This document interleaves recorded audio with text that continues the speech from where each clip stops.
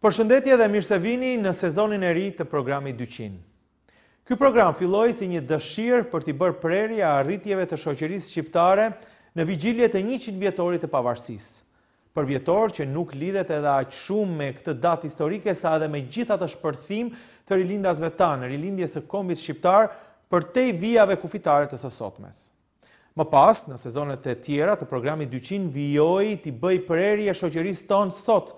Dhe në vitet e para të 200 vjetorit të momenteve të rëndësishme historike, ky program vazhdoi edhe më tej. Tashmë, në sezonin e ri, do të fokusohemi pikërisht në sfidat e sotme për plot ngjarje. Një shprehje thot: "Dhash Zoti që të jetoni në kohë interesante." Por duket se këto kohra as se si të kalojnë. Sa mbaron një ngjarje që na lodhe sfilit, menjëherë fillon një tjetër dhe të gjitha në korsinë e jetëve tona duken të rëndësishme dhe që do të lënë gjurmë tek brezat që vinë. Në një presion kaq të madh të ngjarjeve të përditshmërisë ndërkohë, nuk jemi shumë të sigurt se njerëzit që na udhëheqin do të mbahen mend si ngjarjet që po kalojmë. Ka dilema të mëdha se qeverisemi nga të paaft, nga dominanca e interesave të vogla dhe nën këtë pamje, fillimit e këtij 200 vjetori janë larg nga mendimet dhe idealet që na lanë trashëgimi kokat e kombit. Por ne, media, gazetarët, ashtu si dhe ju, njerëzit, do të vazhdojmë fuqishëm të ndjekim dhe të bëjmë presion që gjithçka në të ardhme të bëhet më mirë. Mirë se erdhët pra, edhe një herë në një rrugtim të shoqërisë sonë në këtë sezon të ri të programit 200. Dhe ka ndodhur disa herë që në mbamendjen e kohës tonë shoqëria jonë të jetë në fokus ndërkombëtar. Ashtu ndodh edhe sot. Por në kohën kur po kalohet një krizë politike gati me përmasa orwelliane këtu në Maqedoni, ndodh edhe një dramë tjetër e madhe, me përmasa aq të mëdha historike sa do të shënohet shumë gjatë. Jemi dëshmitar të krizës së refugjatëve, më të madhen dhe më të tmerrshmen që nga lufta e dytë botërore. Kjo krizë kalon përreth nesh, por cili është reagimi ynë? Për këtë do të flasim sot me të ftuarit tanë në studio, por dhe me lidhjet që do të krijojmë me Britaninë e Madhe, me Anglinë, me Londrën, si dhe me Gjermaninë, për të sjellë një pasqyrë të reagimit shoqëror ndaj krizës më të madhe të refugjatëve në Europë. Na ndiqni në këtë program të parë të sezonit të ri, pra të programit 200.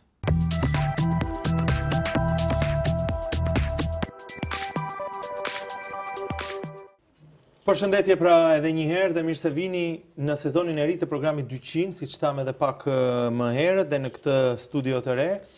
Dhe sigurisht do të kisha dashur që programin ndoshta ta filloni me një temë që mund të ishte më direkte ose më e hapur, ose nuk e di edhe çfarë fjale të zgjedh, sepse do të trajtojmë një çështje që në fakt po karakterizohet si kriza më e madhe e Europës, jo vetëm për shkak të vuajtjeve që kalojnë refugjatët, por edhe për mënyrën se si reagon Europa dhe të gjithë qytetarët ndaj kësaj krize. Dhe kam kënaqësinë që këtu në studio, në këtë program të parë, të kem dy aktivistë të cilët kanë vendosur që vetë pa asnjë lloj shtyse institucionale të marrin hapa dhe të ndihmojnë refugjatët, migrantët, edhe për këtë ka një dilemë se si duhet të quhen, por të ndihmojnë ata njerëz në aq shumë që kanë aq shumë nevojë. Dhe do të prezantoj fillimisht Iqbale Ferrati Preshova, ajo është magjistre e financave, aktiviste në shoqërinë civile për nisma të tjera, por kësaj radhe aktiviste edhe pikërisht për këtë temë që do të diskutojmë sonte, dhe i ftuari tjetër që është Migjen Amzai, psikoterapist, psikolog, psikoterapist është një nivel më i lartë apo sapo e mësova, i cili gjithashtu është në terren për të ndihmuar njerëzit. Dhe pyetja e parë që ndoshta mund ta bëjnë shumë natyrshëm të gjithë kur dëgjojnë që ju jeni shumë aktiv në ndihmën e njerëzve, nga ju vjen shtysa? Pse Iqbale e bën këtë? Mendoj se kjo kriza më e madhe momentalisht me cilën përballohemi ne, edhe mendoj se në dekadat e fundit nuk ka pasur një krizë të një madhësie kaq të voluminoze, nuk mund ta lënë askënd të jetë indiferent ndaj kësaj. Fillimisht unë do të nisem prej rolit tim si nën. Unë kam një fëmijë të vogël, është 2 vjeçar, dhe çdo herë kur shoh ndonjë fëmijë që vuan pavarësisht se është i imi ajo, unë nuk mund të qëndroj indiferente ndaj kësaj. Vuajtjet e popullit sirian janë shumë të mëdhaja, do me thënë kjo është një shtysi e parë. E dyta është se ne në rajonin tonë për pak mundeshim edhe ne të jemi në ato këpucët e tyre. Mirë po ja që kishim fat të mos jemi. Ne si një popull i cili ka pasur kështu sfida, mendoj se duhet ta kuptojmë shumë më mirë se të tjerët, se çka do me thënë të jesh në këmbët e një refugjatit, dhe sa nevojitet ndihma, ngushëllimi, çfarë do qoftë, një dorë e shtrirë. Do t'ju pyes direkt pak më vonë se çfarë përballeni, me çfarë vuajtjesh përballeni kur shikoni ato njerëzit, por pyetja e njëjtë për Migjen Hamzajin, cila është shtysa që ndodh shpesh ti jesh në teren? Pash pak më përpara një fotografi tënde që të kishin kapur edhe kamerat e BBC-s duke dhënë edhe një deklaratë atje si aktivist. Pra je në teren, je pikërisht në vijën e parë, nëse mund ta themi ashtu, ku vinë refugjatët. Cila është shtysa personale? Pse? Kjo u ngarkua që në fillim, domethënë kur ishte periudha që ishte pamundur ligjërisht ju afroheshe. Dhe kjo na dhimbte, e shifnin vriteshin, plaçkiteshin, bile pati edhe vrasje, pati rrahje. Edhe ngarkoj edhe pastaj shkojmë në ilegalisht, i prisim në rrugë diku, i furnizonim me ujë. Domethënë plas si zëdhënë si organizatës NUN, që është në fillim aktive dhe është bajagi aktive, unë them nga më aktive që. Po personalisht, cila është shtysa jote personale? Mjafton një buzëqeshje të dësh. I jep bukë, i jep ujë. Në shumicën e rasteve ishin edhe ngopur se nuk janë, sidomos sirianët janë edhe të pasur janë edhe. Kishë marrë me vete kur i dhuroje buzëqeshje, beso momentin e parë që i jep buzëqeshje, nxirrte telefonin dhe vetëm thoshte ta bëjmë fotografi. Vuani gjatë kohë për një buzëqeshje. Ne do të kemi edhe në fakt dy lidhje, një lidhje me Londrën, me një nga korespondentet, një nga redaktorët e shërbimit botror të BBC-s, Majlinda Zeqiri, pak më vonë, e cila po ndjek globalisht gjithë këtë krizë në programet e BBC-s, në programet e radio BBC-s, dhe gjithashtu do të kemi edhe një lidhje nga Gjermania direkte, me një aktiviste tjetër e cila do të na tregoj se çfarë pret ajo ose çfarë shikon kur vinë refugjatët nga Siria në Gjermani, një aktiviste shqiptare me prejardhje nga Kërçova. Por pak më vonë do t'i bëjmë këto lidhje. Dua të lidhem me të dy bashkë, por Migjenin përsëri më bëri një përshtypje gjithashtu një nga fotografitë tuaja në Facebook, ku thoje për një djalë të vogël që mundoheshe në fakt ta bëje të qeshte dhe ai nuk qeshte në asnjë lloj mënyre. Sa e madhe është vuajtja që shikoni në sytë e këtyre njerëzve? Duhet jetë të mëshme të fëmijë. Unë punoj me fëmijë autik, punoj me fëmijë retardime që është pothuajse të njëjtës vështirësi të nxjerrësh shoftë edhe një emocion. Po tek këta është totalisht fëmijë shëndosh, organikisht i shëndosh, psikikisht i shëndosh, nuk të jepte dot buzëqeshje. Ishte një moshë që edhe kështu t'ia bësh fëmijës të buzëqesh. Domethënë është shumë e dhimbshme. Ai ka parti renohet fëmijëria vet, ka parti digje shtëpia vet, mos e ti digjen lojrat e veta. Dhe të tillë ka shumë, dhe fatkeqësisht, domethënë, në një raport të fundit, me që përmendëm të minorenët, vetëm nga data 2 deri në 8 shtator janë diku 1603 minoren të pashoqëruar, që nuk e dinë se ku i kanë prindër dhe pjesa më e madhe kanë vrarë. E njëjta pyetje, sa vuajtje ose çfarë shikoni nga ata njerëz kur i takoni Iqbale? Cila është përshtypja e tyre e gjithë kësaj tragjedie që po kalojnë?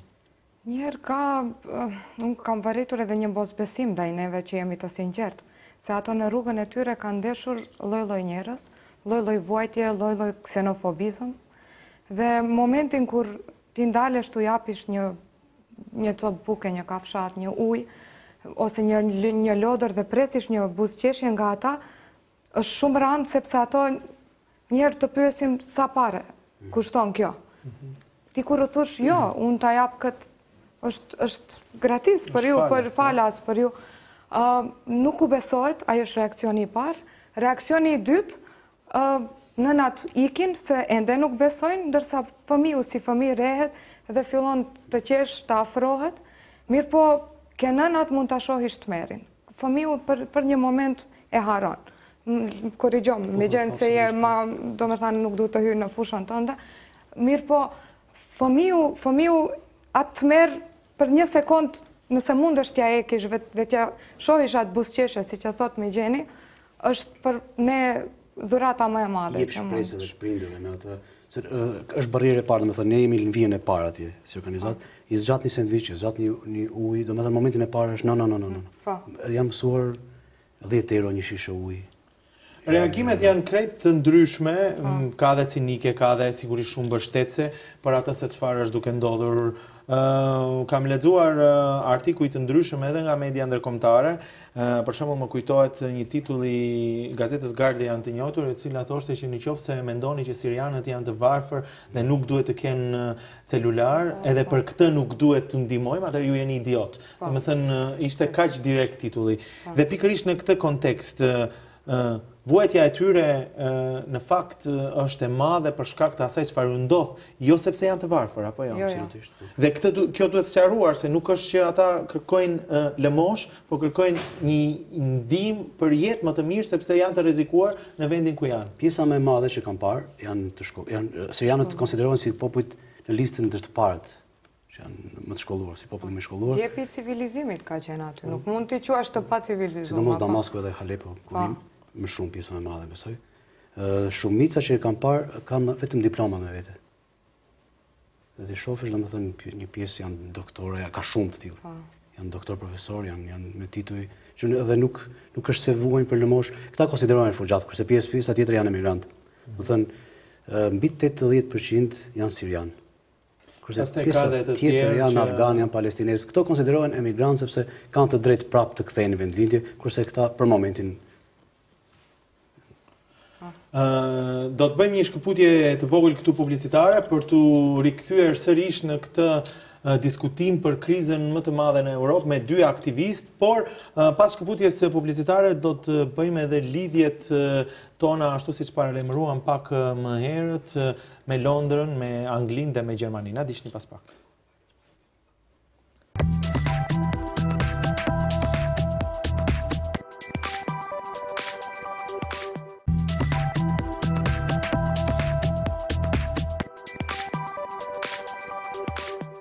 Jemi rikthyer në studion e re të programit 200 në këtë sezon të ri të këtij programi.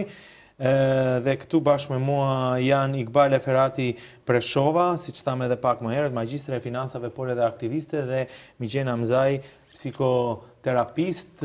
Po flisnim për shtysën që kanë këto dy aktivistë për të ndihmuar këto njerëz kaq shumë në nevojë, por gjithashtu edhe se çfarë reagimesh kanë parë nga ana tjetër. Por si shikohet në fakt kjo krizë në rrafsh më global?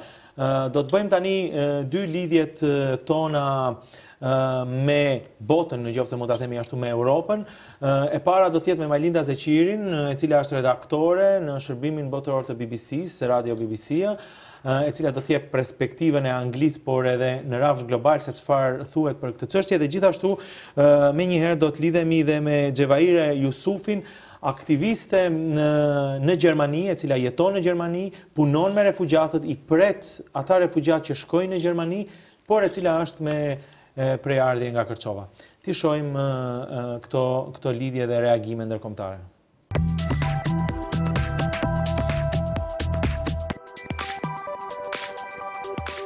Majlinda Zeqiri nga BBC-a, nga shërbimi botëror në Londër, a mund të na thoni se sa në fakt është tragjike ose si perceptohet globalisht gjithë tragjedia me refugjatët? Kjo çështje e refugjatëve, sidomos në Europë, është bërë një nga temat kryesore të diskutimit, është një prej krizave që Bashkimi Evropian nuk ka parë deri më sot, duke pasur parasysh se sot ka bërë të ditur Organizata për Migrim dhe rreth afro 450.000 vetë kanë kaluar kufirin dhe kanë hyrë në Bashkimin Evropian.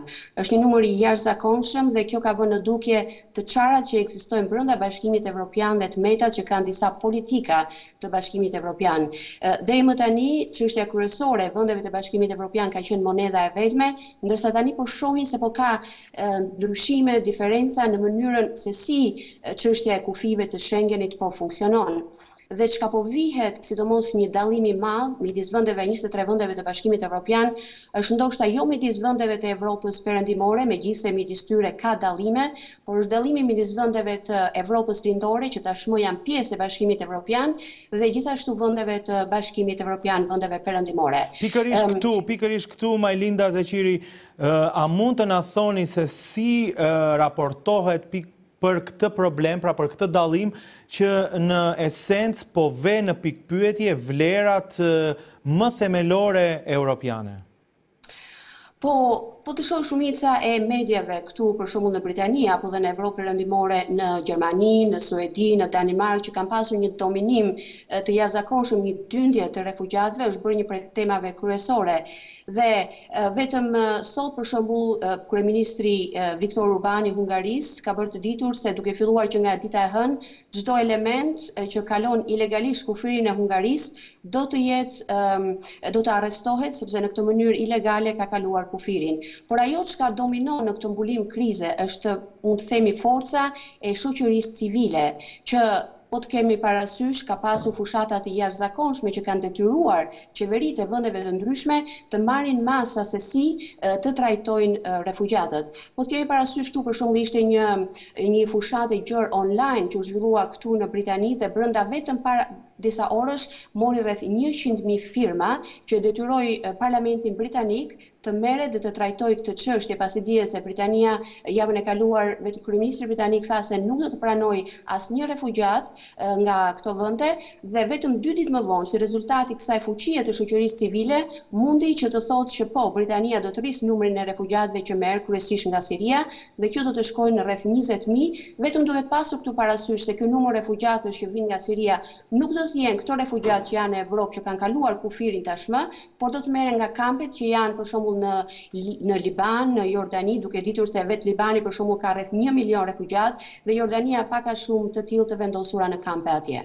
Ajo që të bën përshtypje në Britani, Majlinda Zeqiri, është reagimi civil, siç sapo the, por edhe reagimi i njerëzve të njohur, aktor, regjizor apo njerëz të famshëm të fushave të tjera, të cilët kanë bërë thirrje pro mbështetjes ose pro pritjes së refugjatëve në Bashkimin Evropian. Si shpjegohet kjo gjë? Madje më kujtohet një thënie ku thuaj se në qoftë se refugjatët do të ishin të bardhë, pra kishte edhe një interpretim ratësor e gjithë çështja, atëherë edhe reagimi i Europës dhe i Britanisë do të ishte ndryshe. Sa debatohen këto çështje? Po, ka debat dhe duhet themi parasysh se është jo vetëm shoqëria civile, figurat e shquara, për shembull vetëm sot një prej aktorëve të njohur këtu në Britani, Benedict Cumberbatch, është në krye të një fushate të gjerë të organizatës Save the Children, me një titull apo me një hashtag që njihet këtu si Help is Coming.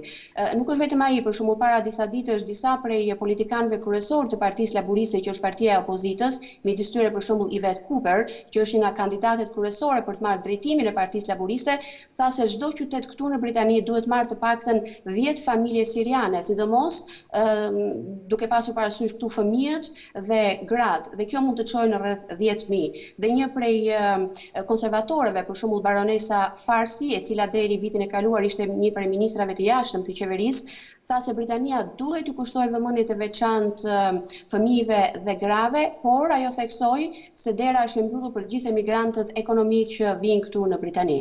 Majlinda Zeqiri, ju jeni redaktore në shërbimin botëror të BBC-s, nga pak shqiptarët që punoni ende në BBC.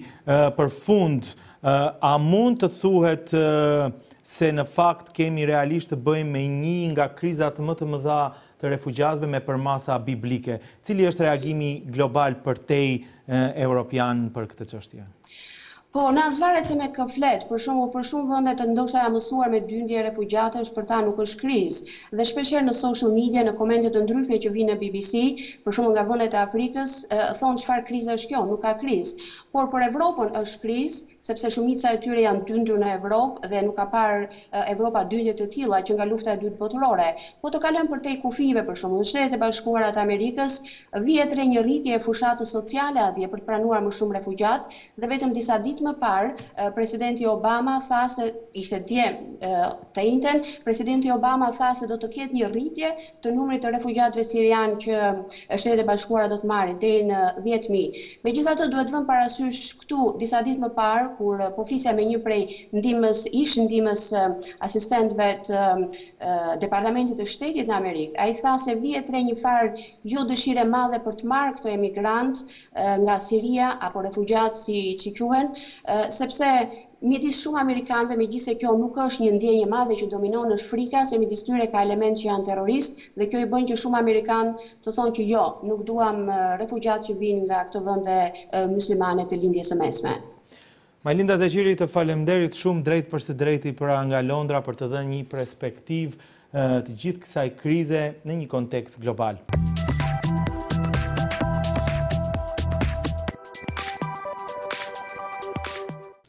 Atëherë të dashur teleshikues, po bëjmë lidhjen e dytë me një aktiviste e cila është me prejardhje nga Kërçova, por jeton në Gjermani, madje angazhimi i saj është pikërisht një punë direkte me refugjatët të cilët ndër të tjera, pra me shumë refugjatë, por sidomos edhe ata të cilët kohëve të fundit kanë kaluar në Gjermani. Përshëndetje dhe mirë se erdhe në programin 200.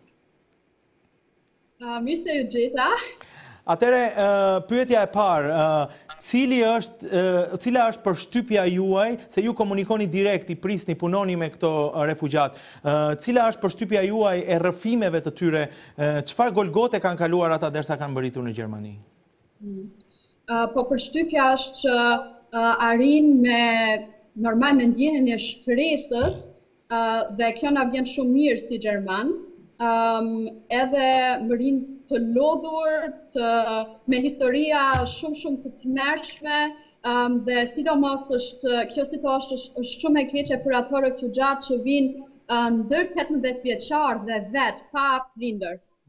Sa ka raste të tilla? Sa ka raste të tilla të fëmijëve pa prindër të cilët i ke takuar ti? Sidomos duhet të saktësojmë këtu, flasim për atë që ju shikoni, domethënë, jo se jepni shifra zyrtare, por me punën tuaj të përditshme, sa shpesh ka ndodhur që të takoni fëmijë pa prindër?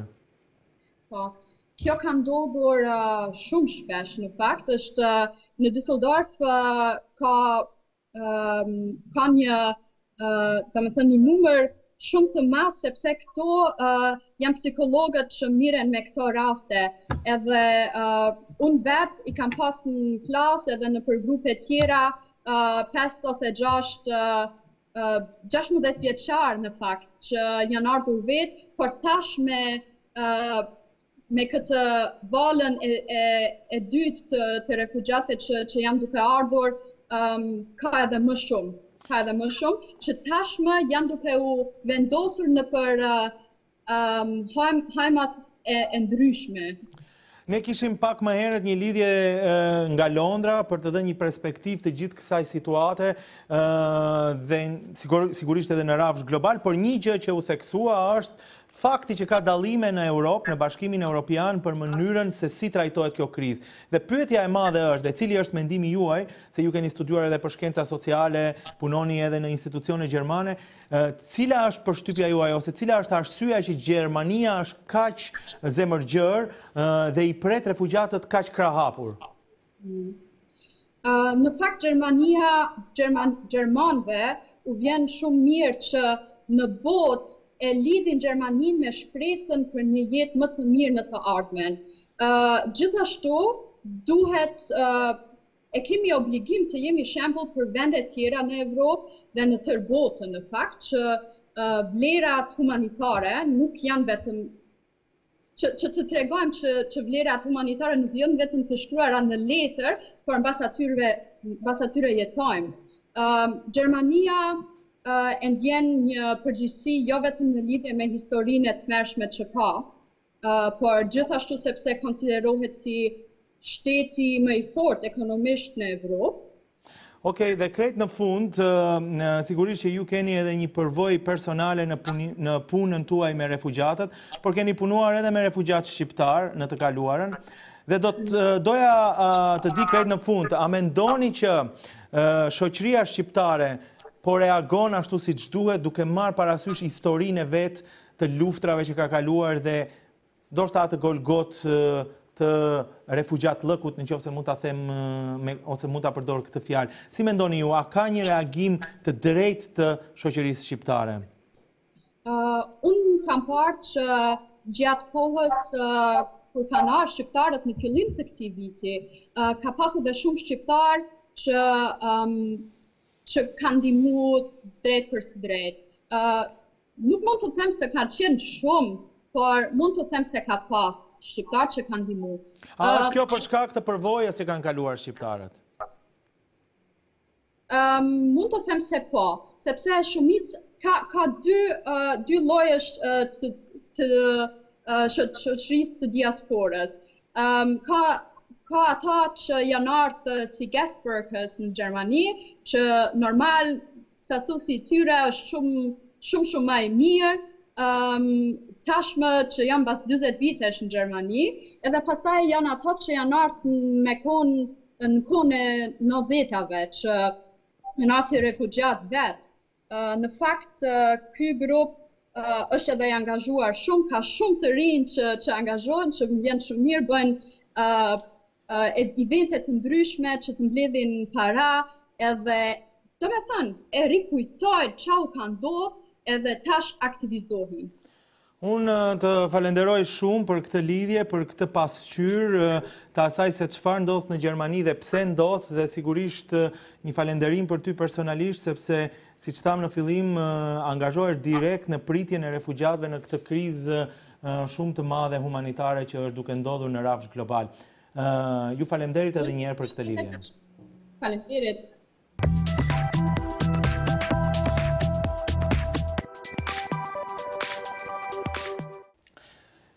Ishin pra këto lidhjet që arritëm t'i bëjmë me aktivistë dhe gazetar, siç thash edhe pak më herët, nga Anglia dhe Gjermania, dhe tani me të ftuarit e mi këtu në studio, fillimisht, a jemi dhe ne human sa duhet në Maqedoni? Si e shohim dallimin, ose cili është sipas jush dallimi mes reagimit të institucioneve dhe njerëzve? Ka një mospërputhje apo jo, Iqbale? Unë mendoj se në Maqedoni ka një diskrepancë të madhe mes reagimit të qytetarëve të tjerë, sektorit civil, nga njëra anë, dhe nga ana tjetër e institucioneve. Derisa reagimi i grupës së parë që përmenda është shumë i shpejt, është shumë human, ka një fluks shumë të madh për të donuar, ka një fluks shumë të madh për të ndihmuar, gjë që edhe ta kthen vetë besimin në njerëzim në momente kur mendosh se e ke humbur, kur i sheh të gjitha vuajtjet që i përjetojnë këta njerëz. Nga ana tjetër i kemi institucionet dhe është një problem sepse shfaqen nëpër mediat botërore fotografit kur rrihen me pendreqe dhe krijohet një imazh i rrejshëm i Maqedonisë.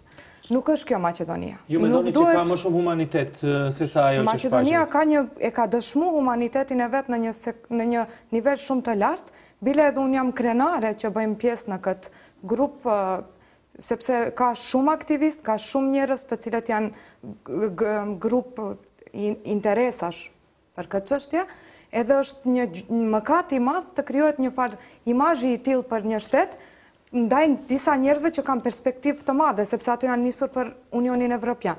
Nesër do t'jenë në krye të ndonjë institucioni, nuk duhet të na mbajnë mend për këtë lloj sjellje kur nuk është ashtu. Sigurisht reagimi institucional dhe reagimi civil është i ndryshëm, apo jo, dhe kur kritikohen, ndoshta kritikohen institucionet, por nga lidhjet që patëm, apo jo, pam se ky debat për humanitetin evropian në fakt ekziston edhe në zemër të Europës. Ne shohim dallime të mëdha mes reagimeve që janë në Gjermani, që Gjermania e cila është shumë zemërgjër dhe po i pranon të gjithë këto refugjat, dhe shohim dallime të tjera në reagime të vendeve të tjera, sidomos të Europës lindore. Atëre, në qoftë se mund të bënim një krahasim të tillë, ku ndodhet Maqedonia, ku ndodhet humaniteti në Maqedoni mi gjenë? Në nivel të institucioneve, është ajo që tha kolega Iqballi, po në nivel të individit, të njerë shumë e lartë, dhe nuk besoj që lidhet me përvojat tona 99-2001, është thjesht më duket se është arketipi i popullatës tonë. Unë kam parë, domethënë kemi parë se shoqat kanë ardhur nëna që kanë sjellë tesha të paveshura të fëmijëve tyre. Raste tilla ka plot, ka firma të ndryshme nga vendi, nga jashtë që donojnë shumë dhe nuk duan të publikohet emri absolutisht. Kjo tregon kjo është tregus shumë i madh. Po në fakt nuk mendoni që kjo ka lidhje me përvojën që kanë kaluar shqiptarët me krizat e fundit të luftrave, për shembull Xhevaire Jusufi pak më herët thoshte se në Gjermani shumë të rinj shqiptar, sidomos të brezit që janë ose që kanë prindërit që kanë kaluar në sfida apo edhe ata vetë që kanë kaluar në sfida serioze gjatë luftrave të fundit në Ballkan, ata janë tani më aktivët atje sesa ndoshta një brez tjetër. Nuk mendoni se mund të jetë kjo një shtys? Nuk besoj që atribuohet kjo. Ne si shqiptar kemi qenë sakrifikus. Kemi plot në histori jo më të gjatë se 10 vjet, një vëlla ka punuar për 7 vëllezër. Besoj që këtu është djepi jonë është ne kemi lindur me këtë ide, ne kemi lindur me këtë frymë. Iqbale, si mendoni ju? Nuk mendon që ndikon ajo që ndoshta e pam edhe ne të gjithë me sytë tonë kur refugjatët apo njerëzit që vuanin shumë nga Kosova vinin në Maqedoni, ne i mirëpritëm. Do të thënë, pak a shumë, a nuk është e njëjta pamje dhe e njëjta shtys për të nxitur njerëzit që të reagojnë? Unë mendoj një shtys e vogël, mirë, po prap ka të bëjë me atë zhvillimin mental të njeriut, zhvillimin familjar, derisa socializohet fëmiu, dhe mënyrat se vlerat që kryojnë brenda në familje kanë të bëjnë. Në nivel të organizimit, kemi fituar përvojë. Po. A do thot kjo se jemi më europian se europianët kur flasin për vlerat e humanitetit? Që në fakt janë zemra e Europës. Jemi më të njerëzishëm se ata. Kjo është pak kontradiktore ndoshta, sepse Europa gjithmonë i mbron vlerat e saj dhe në esencë vlera kryesore. Ato funksionojnë si institucione. Po të shohim kafshërinë e policëve tanë dhe të krahasosh me policin suedez që ul në asfalt dhe lutet ku kafsheti me fëmin. Kjo është imazh shumë i rëndë për ne sigurisht. Domethënë, nëse mund të bëjmë një krahasim, problemi jonë është më tepër institucional se sa human dhe njerëzor dhe civil, kurse në vende tjera ndoshta kemi një situatë tjetër. Institucionet me gjitha të reagojnë në mënyrë më humane. Kur është institucione në vit parë është motiv shumë. Kur shefti policin, që është përfaqësuesi më dinjitoz i shtetit në rrugë edhe në zyrë, ti pastaj popullatën edhe mos presesh asgjë mjaftone. Edhe është interesant rasti danes, përpos vendimit të qeverisë që mos lejojnë të tranzitojnë refugjatët, policia brendore e shtetit i lejon. Do me thanë, ato e kanë vlerësu si të domosdoshme që të lejojnë tranzitimin që mos bëhet në një krizë. Normalisht që ato e kanë zgjedhur atë nomenklaturën se si të bëjnë një farloj reagimi ndaj asaj, mirë po përsëri është për të maknitur, sepse edhe përpos vendimeve shtetërore është vetë Ministria e Punëve të Brendshme e cila tregohet humane. Është shumë një moment interesant. Për momentin, ato që ne bashkëpunojmë është Ministria për Punë Sociale dhe Ministria e Shëndetësisë, por kryesisht kryqëkuqe dhe UNHCR janë ato që i koordinojnë punën më shumë. Do t'ju pyes edhe për atë se si është situata ose çfarë shikoni në terren. Pak a shumë edhe ju përgjigjem kësaj pyetje. Por në kontekstin e reagimeve të ndryshme, ajo që më bëri përshtypje ishte reagimi sidomos në Britani të një sër njerëzve të njohur, aktorë të njohur, të cilët thonë se në qoftë se refugjatët do të ishin të bardhë, pra të një race tjetër ose të një race europiane, reagimi i Europës do të ishte ndryshe. Nga ana tjetër ka pas komente cinike këtu, duke thënë që ka një lloj reagimi, sidomos nga shqiptarët, për shkak të emocionit fetar, ose nga që ndoshta shumica e atyre që vinë janë musliman. Këta janë individë që nuk kanë punë tjetër. Cili është komenti juaj? Absolutisht, neve aty kemi parë, mos them një pjesë dërmuese ka shumë krishterë dhe shumë shiit. Që nuk i përkasin asaj që ne i përkasim. Të flas për mua dhe për organizatën, të cilën jam zëdhënës. Më absolutisht nuk e shohim atë. Kur është nevoja, kur ka nën dhe kur ka fëmijë, kjo perde nuk. Edhe në rrethana të tjera sigurisht nuk shihet, po absolutisht kjo nuk vjet. Është i bardhë, është i zi, është afgan, është sirian, është pakistanez, ka edhe nga Afrika, një përqindje 7%, mos gaboj, janë afrikanë. Iqbal, si komenton ti këtë? A mendon që Europa do të kishte reaguar ndryshe nëse refugjatët ishin të një race më europiane, edhe unë kur e them këtë ndihem keq, po vetëm për ta bërë pyetje. Mundohem të shofa ka pas në histori më parë ndonjë kështu fluks të refugjatëve ku kanë qenë të bardhë dhe reagimin. Nuk më kujtohet, ka qenë Kosova e fundit, janë treguar jashtëzakonisht. Ishin grekët Siri që i pranuan, më mirë se që po i presim ne sirianët këtu në fakt. Po. Mirë po në fakt nuk mendoj se ka të banë. Mirë po për fen e dim se një prej vlerave evropiane bën e feja krishtenizmit. Ashtë të kishin qenë për Evropën unë flasë, të kishin qenë të fes tjetër, mendoj se të kishte ndonjëherë reagim minor, pakës mendoj më pozitiv ndaj këtij. Vetëm disa politikanë çek dhanë deklaratë që ti marrim krishterët në Çeki. Edhe në Slovak. Edhe në Slovak. Që në fakt, në qoftë se përkthehet në një gjuhë tjetër, sidomos të asaj të luftës së dytë botërore, sepse po thuhet që kjo është kriza më e madhe pas luftës së dytë botërore. Imagjinoni nëse një shtet evropian do të kishte thënë që ne do t'i pranonim vetëm ata hebrejnë të cilët janë të krishterë dhe jo hebrejnët e tjerë. Pra, dimensioni i kësaj që ndodh është realisht një përmase të madhe, biblike, është përshkruar në forma të ndryshme. Po, sërish tek njerëzit, tek humaniteti, mi gjenë çfarë presin dhe çfarë thonë ata njerëz të cilët i takoni? A do të kthehen sërish në Siri? Shpresë kanë, sigurisht. Shpresë kanë, duan të kthehen, mirë po për momentin në Siri është një kaos. Këtë e dim, po dua të them në qoftë se në një të ardhme gjithçka rregullohet, është dëshira e tyre për të mbetur në Europë, apo është dëshira e tyre realisht për të shpëtuar dhe pastaj për të rikthyer përsëri? Personalisht kam qenë. Cila është përvoja juaj kur i takoni njerëzit? Po. Kam qenë në Siri, kam qenë në Damask, kam parë si është qytetërimi atje. Nuk besoj që ka për tyre që nuk do duan të kthehen prapë atje. Është djepi i civilizimit. Pra ka paragjykime edhe për këtë çështje, apo jo? Nga Europa dhe ndoshta edhe nga njerëz këtu. Nga ato që ne kemi kontaktuar, mundësinë e parë kthehen prapë. Mundësinë e parë kthehen prapë. Bale, cila është përvoja juaj? Po, kishte të ndryshme, kishte njerëz aq të traumatizum që thonin se nuk duan të kthehen, se s'ka mbet asgjë prej Siris, mirë po ka edhe më të shumt. Unë tash flas për një përqindje. Po përvoja tuaja, sigurisht. Po, mirë po shumica normalisht që duan të kthehen në vendin e tyre. Është rënd të fillosh prej fillimit nëse je në një moshë mamadhore, apo ka edhe shumë raste që i kanë lanë pleqt, aty nuk kanë ndeshur të lëvizin nga Siria, kanë mbetur aty, kanë thënë nuk bëhemi refugjat në këtë moshë. Kështu që mendoj se do t'i kthen edhe ajo. Sepse pjesa më madhe janë burrë që shkalen, janë meshkuj. Prapë diku te 70.000 janë që kanë kaluar kufirin mashtronisë.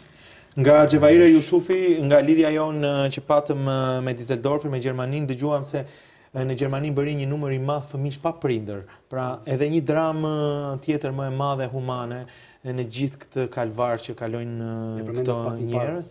Për 6 ditë raporti UNHCR-s, nga data 2 deri 8 janë 1603 fëmijë të mitur dhe fëmijë. Të pashoqëruar, që është një dimension tjetër. Dhe krejt në fund, se kemi ardhur në minutat e fundit të programit, personalisht, si mendoni, do të shtohet, ose juve vetë do të vazhdoni me këtë aktivizëm për të ndihmuar këto njerëz? Si e shikoni në fund të fundit gjendjen?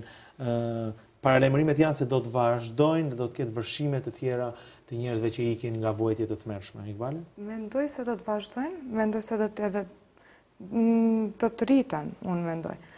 Sepse nëse në muajin maj kishte që tranzitonin 500-600 në ditë, tani është 3.000, 4.000 numri që tranzitojnë, domethënë, nëpër Maqedoni.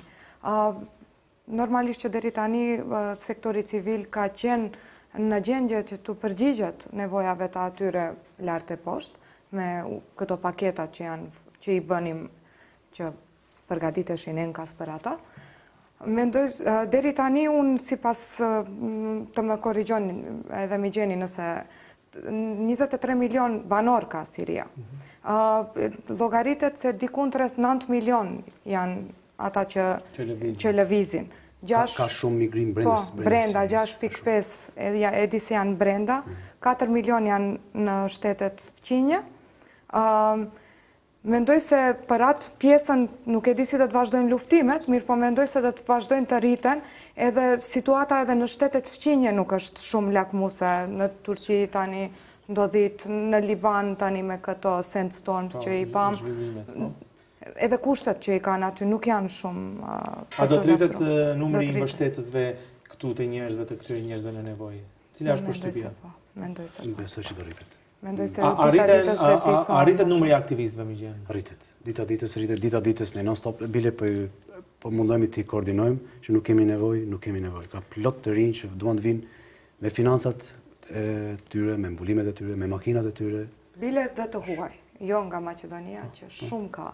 Është interesante grupi jonë në Facebook, shumë veta paraqiten, që duan të volontojnë.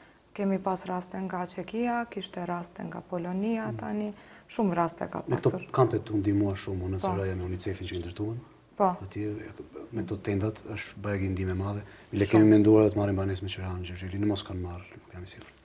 Kanë marrë, po. Pra, kemi një situatë më premtuese në kontekst të asaj se si reagojnë njerëzit ndaj kësaj krize të madhe të gjithë njerëzimit. Ajo që të bën përshtypje është se në qoftë se Maqedonia, rajoni, është shumë larg Europës nga konteksti i integrimeve, në fakt po dalim nga konteksti civil qytetar të pastër, shumë europian se shumë europian të tjerë. Dhe kjo është një vlerë e jashtëzakonshme e cila duhet theksuar. Unë ju i falenderoj të pranishmit këtu në studio dhe deri të martën e ardhshme në orarin e ri tashmë të programit 200, pra i cili do të transmetohet çdo të martë pas lajmeve të orës 10. Nga unë Azim Rashidi, mirupafshim.